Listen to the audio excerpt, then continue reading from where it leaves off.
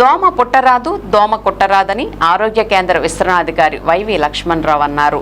శుక్రవారం భీమడోలు మండలం కోడూరుపాడు పోళ్ల 1-2 సచివాలయాల పరిధిలో వైద్య ఆరోగ్య సిబ్బంది ఫ్రైడే డ్రైడే కార్యక్రమాన్ని నిర్వహించారు.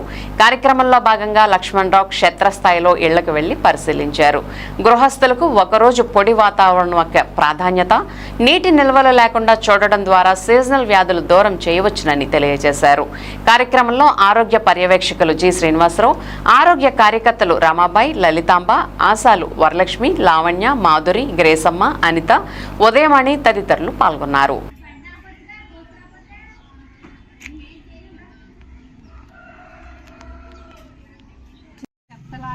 ప్లేస్లోనే చెత్త వేయించుకొని అక్కడ నుంచి చెత్తపడ్డానికి తీసుకెళ్ళాలి మనం. అలా అయితే మీకు ఈజీయే కదా, ఇంటింటికి వాళ్ళు రావాల్సిన కంప్లైంట్ ఉండదు, మీరు దగ్గరికి వెళ్ళి వేసుకోవాలి.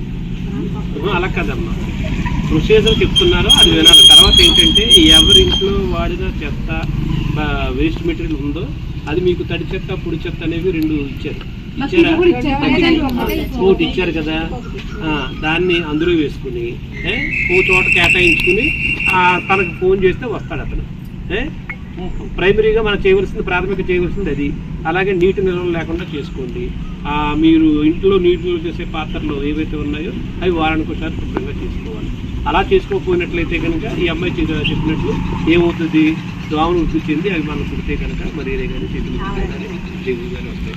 అలాగే ఇప్పుడు సీజనల్ వ్యాధులు ఇంకోటి ఉన్నాయి, నీటి ద్వారా వచ్చే వ్యాధులు. నీరు కలుషితం అయితే కనుక మనకు వచ్చేది డయేరియా.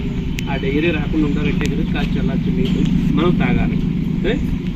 మీరు ఫిల్టర్ వాటర్ అదేంటి మినరల్ వాటర్ తాగారనుకోండి, 4-5 సంవత్సరాలు పోయిన తర్వాత కీళ్ళ పూట్లు, మోకాళ్ళ పూట్లు ఎన్ని వచ్చేస్తాయి.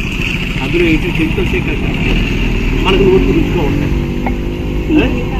రుచిగా ఉంటాయి కాబట్టి అవి దానికే మనం ఇష్టపడతాం. కానీ ఏంటంటే మన కాచి చల్లార్చిన నీళ్ళు తాగితే కనుక అందులో ఉన్న బ్యాక్టీరియాస్ అన్నీ కూడా పోయి స్వచ్ఛమైన నీరు మనం తాగటం వల్ల నీటి ద్వారా వచ్చే వ్యాధులు కలరా కానీ, అలాగే డయేరియా కానీ, డీసెంట్రీ కానీ, పచ్చకాపలు కానీ, టైఫాయిడ్ కానీ ఇవి రాకుండా ఉండాలి. ఇవి మనం ఇళ్ల దగ్గర తీసుకునే జాగ్రత్తలు అనమాట. ఇవి కనీస జాగ్రత్తలు మనం తీసుకుంటే కనుక మరి వ్యాధులు రాకుండా మనం ముందస్తు జాగ్రత్తలు తీసుకుంటే ఏ వ్యాధులు కూడా మన దరికి చేయాలి.